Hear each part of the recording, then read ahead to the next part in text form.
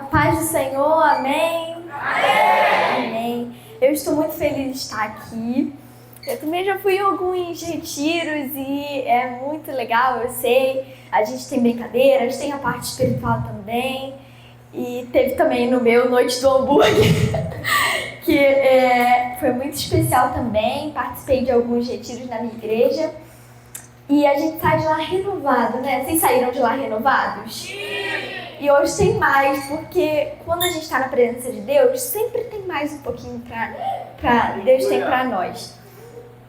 E hoje esse tema que é sobre identidade é um tema que eu particularmente gosto muito de falar sobre, porque eu acredito que nesse tempo onde nós estamos é necessário nós termos identidade, para a gente principalmente cumprir o nosso propósito aqui na Terra. E primeira coisa que eu quero começar com algumas perguntas. Quando a gente fala sobre identidade, eu vi aqui, eu cheguei, eu me deparei com essa imagem. O que é isso aqui? Uma digital. E digital fala sobre identidade. Por quê? Porque quando hoje em dia, né, às vezes a pessoa fala, cadastra isso aqui a sua digital, porque aí você pode, com a digital você pode fazer pagamento hoje, né, você pode fazer tantas coisas. Por quê? Porque cada um tem uma digital. Então, eu tenho uma digital, vocês têm outra, então acaba que eu sou reconhecida pela minha digital hoje também. Mas não só pela digital. O que pode também nos reconhecer? A nossa carteirinha de identidade. Vocês têm carteirinha de identidade? Sim. E quando a gente está em algum lugar e a pessoa pede assim, me dá a sua carteirinha de identidade, o que essa pessoa está querendo saber quando ela pede a minha carteirinha de identidade? Exatamente, ela está querendo saber quem sou eu. E o mundo, ele fala quem nós somos e Deus também fala quem nós somos. Nós já vamos falar também um pouquinho sobre isso. Mas antes de eu começar a falar sobre esse tema, eu quero agradecer aos pastores, ao pastor Ronaldo e à pastora Milene. Muito obrigada pelo convite. Quero agradecer também os líderes, né? O Fábio e a Caroline. Muito obrigada também pelo convite. E a nossa identidade é justamente isso, é quem nós somos. E a nossa identidade, ela precisa estar firmada em Deus. E eu quero dar um exemplo para vocês sobre identidade na Bíblia. O primeiro exemplo, gente. Vocês conhecem a história de Davi? Vocês conhecem a história de Davi? Vocês estão ligados, hein? Vamos, porque hoje tem muita coisa da parte de Deus para nós. Davi, ele era o que antes dele ser ungido rei? O que ele era antes dele ser ungido rei? Ele era pastor de ovelhas. E na Bíblia tem muito claro esse momento da unção de Davi. É o primeiro texto. Vocês estão com Bíblia aí, gente? Estão com Bíblia não? Mas acompanhem aqui comigo. 1 Samuel capítulo 16, versículo 12 e 13 diz assim: Aí Jessé mandou buscar Davi. Nos textos anteriores falo dele. Era um belo rapaz, saudável e de olhos brilhantes. E o Senhor disse a Samuel: É este menino, unja-o.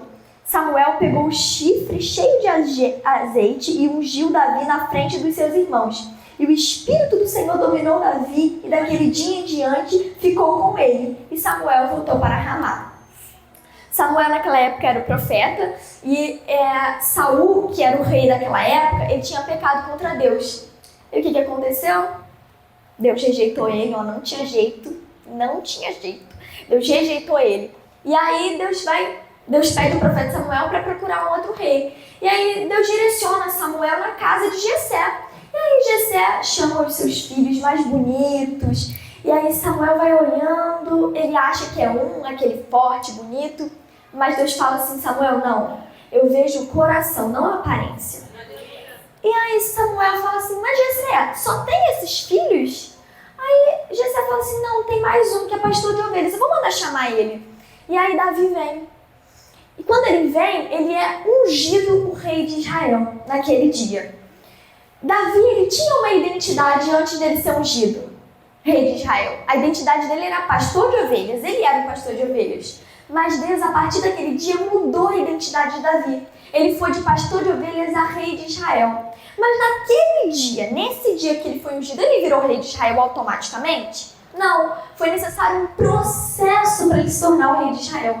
Mas o que Deus queria que Davi percebesse? Que a partir daquele momento ele não era mais pastor.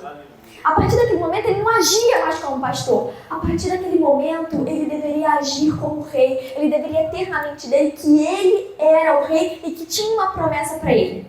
E assim como Deus mudou a identidade de Davi, você sabia que Deus também mudou a nossa identidade? Sim, há 2000 anos atrás. O que aconteceu há 2000 anos atrás? Jesus morreu na cruz por nós. E a gente passou a nossa identidade para filhos de Deus. E é impossível nós falarmos sobre identidade sem falarmos sobre paternidade. Porque não existe identidade sem paternidade. O que é a paternidade? É o pai. E quando a gente olha para Deus como nosso pai, a nossa identidade ela precisa estar baseada em nós entendermos que Deus é o nosso pai e que nós precisamos ter Ele como referência de como agirmos. Um filho, ele puxa o pai. Por quê? Porque ele convive muito com o pai, acaba que ele pega o jeito do pai, ele vai ouvindo os ensinamentos na casa do pai dele. Então, todos nós temos um pouquinho do nosso pai. Tanto que, quando você vai conhecer alguma pessoa que é amiga dos seus pais, ela fala, nossa, você tem um jeitinho do seu pai, você fala igual ao seu pai, você fala igual a sua mãe. Por quê? Porque de tanto você conviver, a identidade deles acaba sendo refletida em você. E é exatamente assim com Deus. A partir do momento que a gente vai ter um relacionamento com Ele, a identidade dele precisa ser refletida em nós. Você não é filho de Deus? Quem é filho de Deus aqui? Quem é filho precisa o quê? Ter o jeito do pai, precisa refletir o caráter do pai. E é isso que Deus nos chama para fazer, para refletir o caráter dele, para mostrar para o mundo quem é Ele. Quando, muito antes de todos nós nascermos, Deus, antes dele colocar a gente na barriga da nossa mãe, ele pensou, eu vou enviar ele e ela para a terra para representar quem eu sou. Ele vai refletir o meu caráter na vida das outras pessoas. E é isso que Deus nos chama para fazer, para refletir o caráter dele. Mas, a partir do dia que nós nascemos, o inimigo, ele traçou um plano para todos nós. A gente não tem a nossa identidade de filho de Deus? Sim, nós temos a nossa identidade de filho de Deus. Nós somos geração eleita, nós somos um povo sacerdotal, nós fomos feitos para pregar o amor de Deus. Essa é a nossa identidade. Vocês têm certeza dessa identidade? Amém. Só que no dia que essa identidade foi estabelecida no céu, que hoje nós temos conhecimento dela por causa desse retiro, o inimigo também, ele planejou uma identidade para você. Você sabia que o inimigo também, assim como Deus planejou um plano para nós, ele tem um plano para nós, o inimigo também pensou num plano para a gente. Ele também pensou numa identidade para nós. E aqui é a grande escolha da nossa vida. Se a gente vai querer seguir a identidade que Deus planejou para nós, ou a identidade que o inimigo planejou para nós. Porque ser filho de Deus é uma escolha. Quando nós aceitamos Jesus e cremos que Ele é nosso Senhor, a gente vira filho de Deus. Ok, mas agora representar Ele no nosso dia a dia, nas nossas escolhas, na nossa escola, onde nós formos, isso é uma escolha, porque tem muito filho que não representa o pai. Muitas vezes a gente age nos ambientes, a gente está esquecendo de representar o nosso pai. E Deus deve ficar olhando do céu e pensando, eu te chamei para me representar e você não está me representando. Mas sabe por que às vezes a gente encontra tanta dificuldade em representar Deus? Porque a gente não conhece Ele.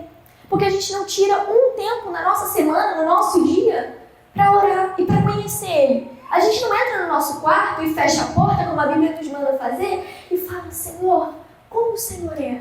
Como que eu devo agir com essa situação? A gente pede conselho para quem? Para Deus ou para as pessoas que nos cercam? É claro que Deus coloca conselheiros, eu acredito nisso, que Deus coloca conselheiros na nossa vida para nós, para nos aconselhar, pessoas enviadas por Deus para nos aconselharmos, como os líderes que vocês têm aqui, os pastores, os líderes do retiro, todos. Mas tem algumas pessoas que nós temos que ter discernimento para quem nós pedimos os conselhos das situações que acontecem na nossa vida. Então, quando nós temos dúvida de como refletir Deus nessa situação, em alguma situação da nossa vida, a gente precisa perguntar a Deus e pensar como que eu posso refletir Deus, como que Ele agiria nessa situação. Essa mentalidade que a gente precisa ter, essa chave que tem que virar em nós, porque a partir do momento que essa chave vira em nós, o inimigo, a identidade que ele traçou para nós, ela vai ser completamente perdida.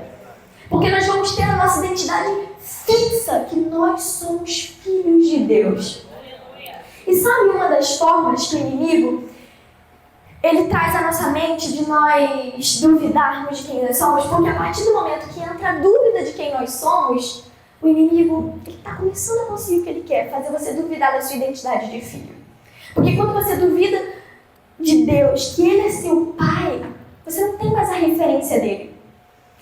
E o inimigo, ele tentou fazer isso. Adivinha com quem? Adivinha com quem que o inimigo tentou fazer duvidar da identidade de filho? Com Jesus. Vamos ver essa história?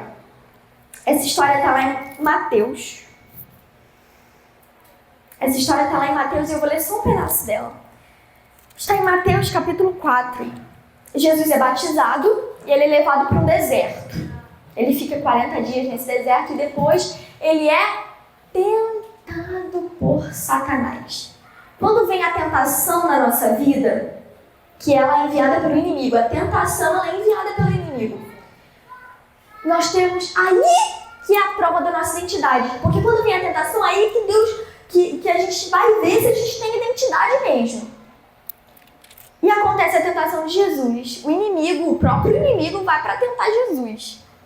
E ele diz assim, Mateus capítulo 4, versículo 6, diz assim: Então disse, se você é filho de Deus, jogue-se daqui, pois as escrituras sagradas afirmam, Deus mandará que os seus anjos cuidem de você. Eles vão segurá-lo com as suas mãos, para que nem mesmo os seus pés sejam feridos nas pedras.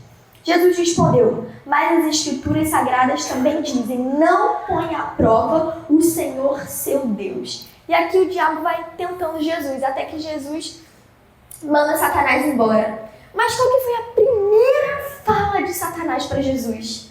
Se você é mesmo filho de Deus, quero que você me prove que você é filho de Deus. Se jogue daqui, porque as escrituras não dizem que você vai se jogar daqui e Deus vai mandar os seus anjos para cuidar de você?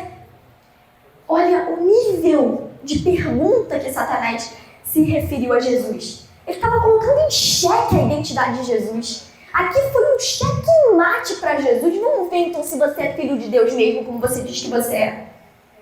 E o inimigo, ele fez isso com Jesus. E ele não tem pena de fazer isso conosco, não. Ele faz isso conosco todos os dias. E muitas vezes ele vem para nos acusar com coisas que nós fazemos. Ele fala na nossa mente, se você é filho de Deus mesmo, então por que isso está acontecendo com você? Ele faz isso conosco. E quando esses pensamentos vêm, quando nós sentimos que o inimigo está falando na nossa mente, o que a gente tem que fazer? Vamos ver o que Jesus fez? Ele disse, no versículo 10, Jesus respondeu, vai embora, Satanás. As escrituras afirmam, adore o Senhor seu Deus e sirva somente a Ele. Então o diabo foi embora e vieram anjos e cuidaram de Jesus. Nós somos filhos de Deus, Jesus também era. E como filho de Deus, nós temos autoridade sobre Satanás e seus demônios. Mas sabe qual que é o problema, muitas vezes? Quem tem autoridade sobre Satanás? Nós, porque nós somos filhos de Deus, assim como Jesus é. Mas o que os filhos de Deus, que têm autoridade sobre Satanás, estão fazendo? A gente não repreende, a gente fica com medo. Isso que ele está conseguindo exatamente o que ele quer. Colocar em dúvida a nossa identidade. Porque quando a gente tem medo de dizer ao diabo, vai embora na autoridade do nome de Jesus, nós não sabemos quem nós somos. Porque quando a gente sabe que a gente pensa, eu vou mandar ele embora, porque eu tenho uma autoridade que foi dada pelo Senhor. O Senhor disse que eu faria obras iguais ou maiores que ele fez. Então é na autoridade do nome de Jesus que o demônio vai sair da vida das pessoas que nos cercam. As pessoas estão sendo oprimidas pelo diabo perto de nós, não é longe de nós, não. E a autoridade que nós temos para libertar a vida das pessoas, a gente não faz. Eu costumo dizer algo que para mim é muito forte. O Senhor, Ele não nos criou à toa. Ele não te colocou nas amizades que você está à toa.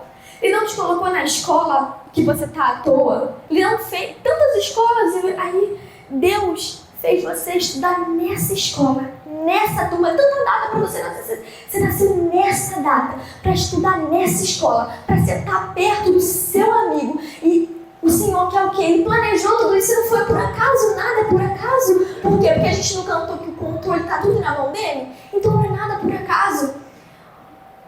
O Senhor colocou você nessa escola, perto dessa amizade, perto da sua amiga, perto do seu amigo, para você influenciar ele. Quando você nasceu, o Senhor já pensou, eu vou botar ele e ela nessa escola, porque ele vai abençoar a vida dele e a partir dele a família inteira dele vai ser restaurada. É isso que o Senhor quer que nós façamos, não é por acaso. E aí o que a gente faz? A gente não abençoa a vida do nosso amigo, a gente não reflete o caráter de Deus na vida dele. Por quê? Porque nós estamos com medo. Nós temos que saber quem nós somos. Filho de Deus não tem medo, sabe por quê? Porque Deus não nos deu o espírito de covardia, esse espírito de covardia do inimigo. O que a gente tem que fazer? Vai embora, Satanás! Em nome de Jesus, é essa postura de filho de Deus que nós temos que ser. E uma pergunta também que nós temos sempre que analisar. Qual é o nosso propósito aqui na Terra? Para que você foi criado? Você foi criado para refletir a identidade do seu Pai. Hoje é uma noite de decisão. E eu quero te convidar a fazer essa decisão. Você vai refletir e viver a identidade de Deus na sua vida, ou você vai refletir a identidade do diabo.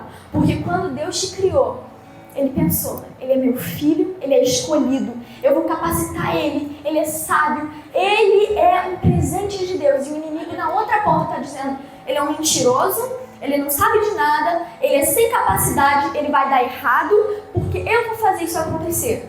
Qual identidade você está escolhendo?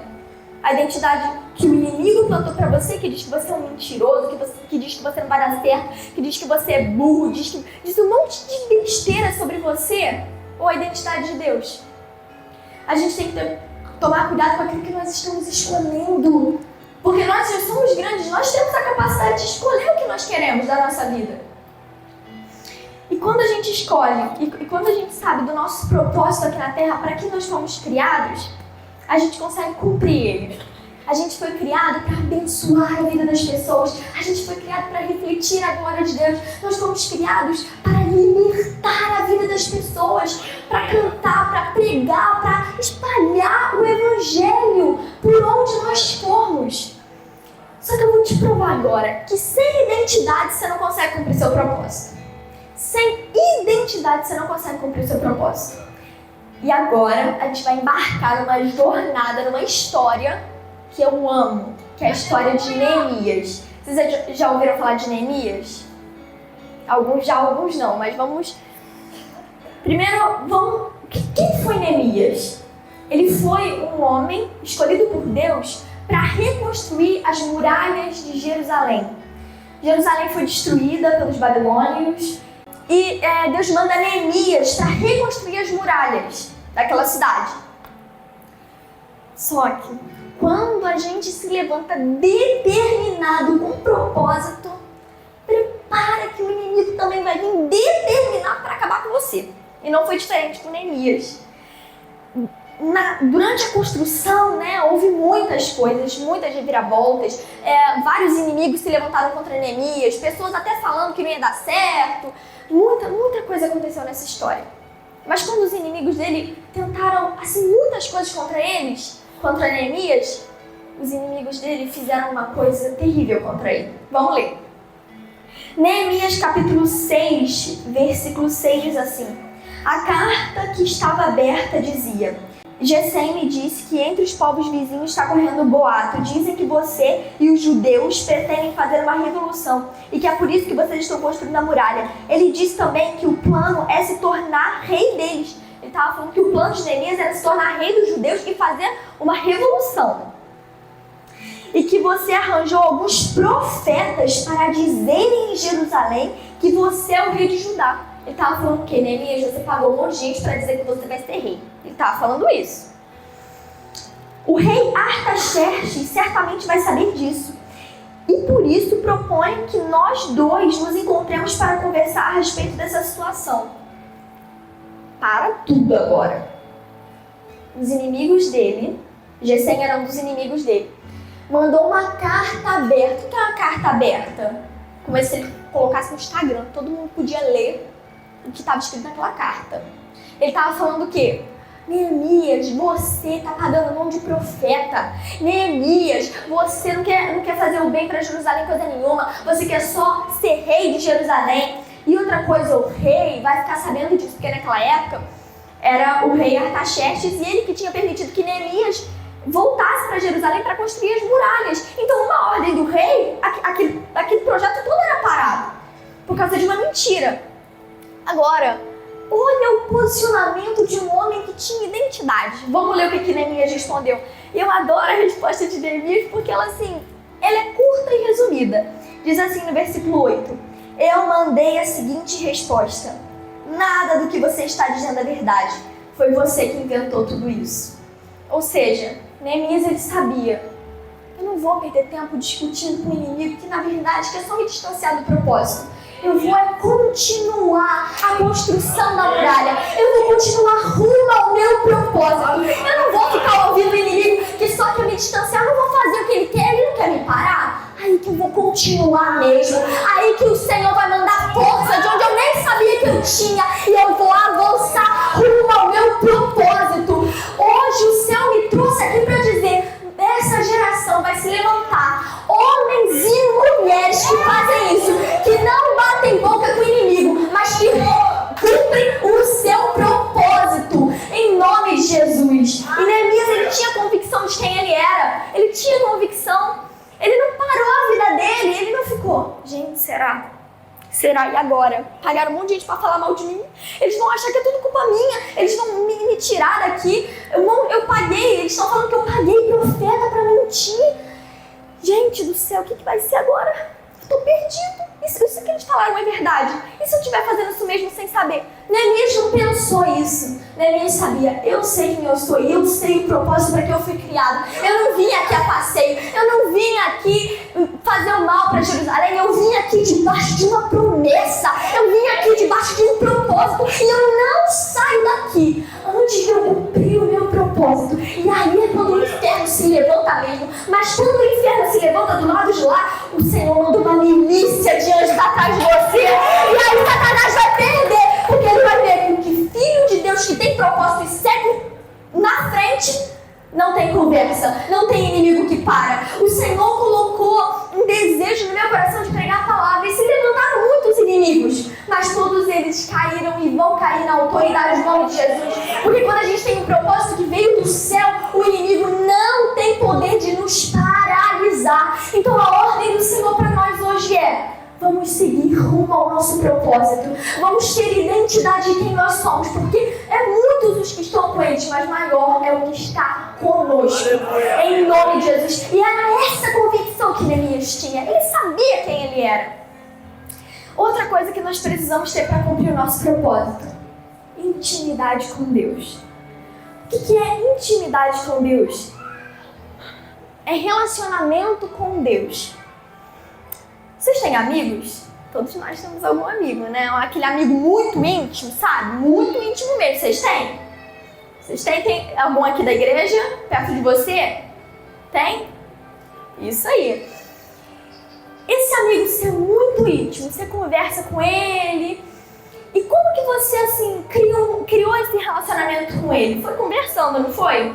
Vocês começaram a conversar, às vezes troca WhatsApp, rede social. Então você vai conversando, vai contando um pouco sobre você, ele vai contando um pouco sobre ele, vocês vão se identificando. É assim que começa um relacionamento, através de uma conversa. Ou através até de uma atividade que vocês estejam fazendo juntos, mas tudo na base da conversa. Mas quando você teve essa amizade com esse amigo, você teve que dedicar um pouco de tempo com ele, né? Conversando, ouvindo ele. Você dedicou um pouco de tempo a esse amigo. E não é diferente com Deus. Não é diferente com Deus. É assim. Como que a gente cria um relacionamento com Deus? A Bíblia é muito simples, clara e objetiva. Fecha a porta do seu quarto e ora. E conversa com Deus. E fala: Senhor, eu quero conhecer mais de Ti. Adore o nome dEle. Peça: Senhor, se revela para mim. Fale suas dúvidas a Ele. É assim que a gente cria um relacionamento com Deus. faça experiências com o Senhor. O Senhor, Ele nos atende em tudo que nós pedimos, em todas as áreas. Ele nunca vai nos deixar sozinho. Por mais que a gente pense, mas esse detalhe aqui, será que o Senhor pensou nesse detalhe aqui que eu pensei? Ele pensa em tudo para nós. E Ele é esse amigo que está com você em todas as horas, que nunca vai te desamparar. O relacionamento que Moisés tinha com Deus não era para qualquer um, não. A Bíblia diz que Moisés falava face a face com Deus. Era um relacionamento diferente com Deus. Eles dois se comunicavam assim, igual um amigo de verdade. E não é diferente. Deus quer ter um relacionamento além disso com você. Porque Moisés naquela época nem tinha o Espírito Santo. Porque quando Jesus morreu na cruz e ele subiu para o céu, ele deixou o Espírito Santo conosco. Naquela época Moisés nem tinha o Espírito Santo porque era o Antigo Testamento. Hoje nós temos o Espírito Santo e nós podemos ir muito além disso. Mas às vezes o que nos impede? O pecado. Mas a partir do momento que a gente se conecta com Deus, a gente está tão íntimo dele, tão perto dele, que a gente não quer pecar, porque a partir do momento que a gente peca, a gente se separa, dá um passo para trás, como se fosse um passo para trás dele, sabe? E você está tão perto dele que você não quer dar esse passo para trás. Então o que você deixa? Você deixa de pecar, você deixa de fazer todas aquelas coisas que o inimigo colocou no seu coração, dizendo que é legal. E aí você começa a ter mais relacionamento ainda com ele. E o que o inimigo começa a fazer? Ele não consegue mais te tentar com o pecado, porque você está muito perto de Deus. Você está muito perto do Espírito Santo. Sabe mais uma coisa que a gente precisa para cumprir o nosso propósito? Direcionamento de Deus. Neemias, ele não fazia nada porque ele achava que era legal, porque eu acho que deve ser assim. Não, Neemias perguntava para Deus. O segredo para não errar na vida é perguntar a Deus. Se tudo que a gente fizer, a gente perguntar a Deus, a gente não vai errar, porque Ele conhece o presente, o passado e o futuro. Então nós não vamos errar. O nosso amigo, o nosso Deus, o nosso Pai, Ele sabe o que vai acontecer daqui a 30 minutos. Ele sabe do que vai acontecer, então eu vou perguntar. Senhor, na hora que a gente for fazer nossa faculdade, eu sei que tá longe um pouquinho, mas tem gente que eu às vezes penso nisso. Na hora que você for fazer sua faculdade, Senhor, eu tô com desejo de fazer essa faculdade no meu coração, mas será que eu faço essa ou aquela? Será que eu entro para essa universidade ou para outra? A gente não sabe o que é melhor para nós, Ele sabe. E o que a gente deve perguntar? Senhor, qual universidade que eu devo entrar? Qual faculdade que eu vou fazer? E Ele vai te dizer, é essa faculdade, é esse negócio, é esse casamento. E o que as coisas vão começar a acontecer na nossa vida? Vão começar a dar certo. Só que se a gente for negligente e não ter relacionamento com Deus, a nossa vida não vai dar certo. Os planos vão ficar amarrados, o nosso casamento não vai dar certo, a nossa vida vai ser destruída. Por quê? Simplesmente porque a gente não pediu direcionamento a Deus do que fazer. E é tão impressionante, porque o Senhor, Ele está tão apto. Ele tá tão de braços abertos para receber você. Ele quer que você pergunte para Ele. Ele tá ansioso, esperando o dia de você fechar a porta do seu quarto e perguntar as coisas a Ele. Ele tá ansioso, esperando você para encontrar com Ele. E o inimigo, o que ele vai fazendo? Ele vai colocando esse encontro mais para depois, mais para depois, mais para depois. Aí entra tantos afazeres que nós temos hoje e a gente esquece de falar com Ele. Mas isso a gente não pode esquecer. Isso tem que ser prioridade na nossa vida. Em nome de Jesus. E o Espírito Santo, Ele é nosso amigo, nosso consolador, que veio para ficar dentro de nós. E Ele também ama se relacionar conosco. Em tudo. Em tudo que nós venhamos a fazer, nós precisamos chamar o Espírito Santo. Chamar Jesus para tudo que nós venhamos a fazer na nossa vida. E dar exemplo de crente onde nós formos. E dar um verdadeiro exemplo de filho de Deus. E agora é a minha pergunta. Para fechar. Para onde você está indo? Você está indo rumo ao seu propósito?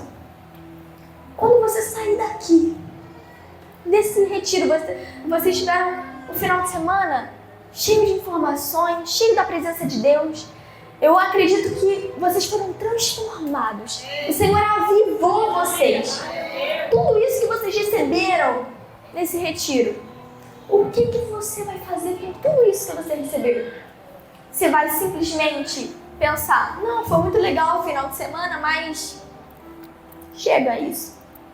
Ou você vai pegar tudo que você recebeu aqui e levar para sua semana, levar para sua escola e cultivar isso. Porque quando a gente sai de um retiro desse, qual que é o objetivo?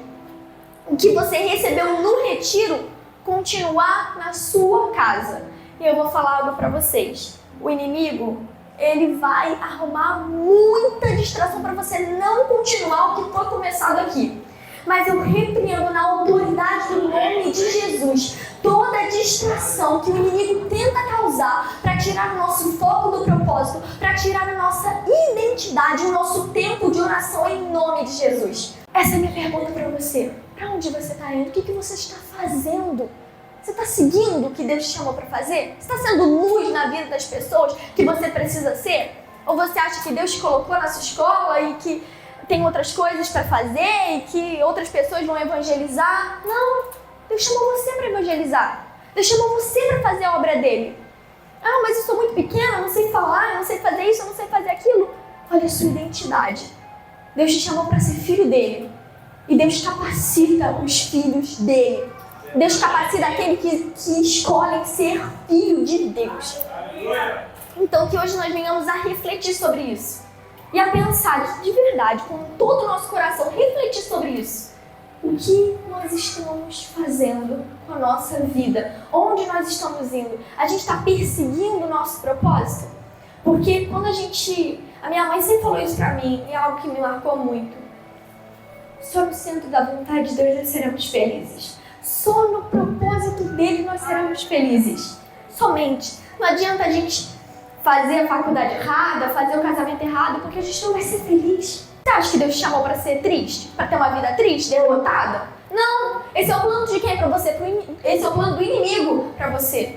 O plano de Deus não é esse para nós. E que hoje nós venhamos a agarrar esse plano de Deus.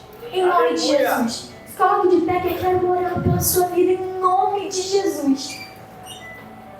Hoje nós vamos sair daqui tendo identidade e sabendo que ao longo da semana a gente vai representar Deus em tudo que nós fizermos. Hoje é o dia de nós escolhermos. Você vai representar Deus ou você vai representar o diabo? Você vai cumprir o propósito de Deus na sua vida ou cumprir o propósito de diabo? Eu quero que você saia daqui com essa pergunta e que você pense e reflita sobre ela, em nome de Jesus. Amém. O inimigo, ele manda muitas vozes na nossa cabeça. Muitas vozes para confundir a nossa identidade, assim como ele fez com Jesus. E agora eu quero que você coloque a mão nos seus ouvidos, na sua mente. Agora, Senhor, eu vim aqui como boca de Deus na terra. E eu repreendo toda a voz maligna que fala nos ouvidos de todos nós que estamos aqui. Toda a voz que diz que não vai dar certo, que você vai ser um derrotado. Toda a voz que diz que você não presta. Eu repreendo na autoridade do nome de Jesus. Senhor, é no teu nome, não é no nome de ninguém que está aqui, porque o seu nome é sobre todo o nome. E é o nome que tem autoridade sobre a terra, sobre o céu e sobre debaixo da terra. E é esse nome que eu clamo na autoridade do nome de Jesus. Voz maligna, você perdeu, porque aqui nós somos filhos de Deus. E nós rejeitamos como igreja e como corpo de Cristo toda voz maligna, toda ação do diabo, em nome de Jesus. Na autoridade do nome de Jesus eu repreendo. E eu quero agora que você clame a Deus, clame o Espírito Santo, que Ele venha te encher, porque você não vai sair daqui vazio. Você vai chegar na segunda-feira cheio de Deus. Sabe por quê? Porque só quando a gente é cheio do Espírito Santo, a gente consegue cumprir o nosso propósito. E hoje eu quero que você saia daqui cheio, sabendo quem você é, e chegar na segunda-feira e influenciar o máximo de pessoas que você puder à sua volta. Em nome de Jesus. Comece a clamar agora o Espírito Santo. Fala, Espírito Santo. Espírito Santo, Espírito Santo, Espírito Santo. Venha nos encher da tua presença. Venha nos encher da sua presença. Venha nos encher da tua presença. Clame Jesus para a sua vida. Clame Jesus para os seus relacionamentos. Clame Jesus para os seus testes, para as suas provas. Clame Jesus onde você for. Clame Jesus para o seu dia, porque uma coisa é nós acreditarmos no Espírito Santo. Outra coisa é nós vivermos com Ele. Uma coisa é nós acreditarmos que o Espírito Santo é uma pessoa. Outra coisa é nós tratarmos Ele como uma pessoa. Chega de tratar o Espírito Santo apenas como uma figura, ou tratar o Espírito Santo apenas como algo distante. Não, Ele está perto. Ele está muito perto. Chega de tratá-lo assim. Ele quer ser tratado como uma pessoa que todos os dias você levanta e fala: Espírito Santo, vem pro meu dia, porque eu reconheço que eu não sou nada sem ti. Espírito Santo, vem pro meu dia, Espírito Santo. Eu quero a tua presença a cada minuto comigo, Espírito Santo. Seja cheio da presença de Deus, seja cheio dele, cheio do Espírito Santo. O Espírito Santo não te chamou para pestejar entre dois pensamentos. Ele te chamou para ter um pensamento só, um pensamento de quem é cheio, um pensamento de quem é filho. Ele te chamou para Ele dominar sobre a sua vida. O pecado não domina mais sobre você. Ele morreu na cruz por mim, eu sou liberta por Ele. O pecado não domina mais sobre a minha vida. Quem domina sobre as nossas vidas é o Senhor, o Rei dos Reis, o Senhor dos Senhores. O comandante do exército do Senhor, que